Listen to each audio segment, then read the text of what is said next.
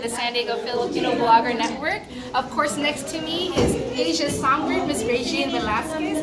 Regine, welcome to San Diego. You have so many fans here. What can we expect of your timeless concert tomorrow?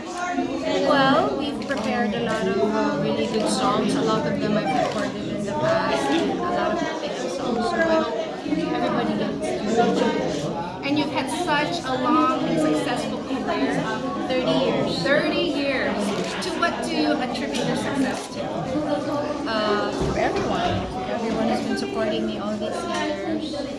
And of course, most importantly, to my parents and syempre, God. I wouldn't be where I am now if He didn't decide to give me this talent. Thank you for sharing your gift of music with everybody. What kind of projects can we look forward to in the future? Right now, I'm still very busy with Poor Señorita, the soap. I haven't been doing a soap for 5 years, so now I'm still. After the shows, after the tour, I'm gonna go back home and start taping again. Awesome. Thank you so much for giving me your time.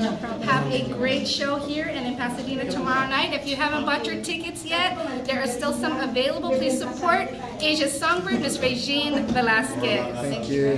Thank you. Thank you.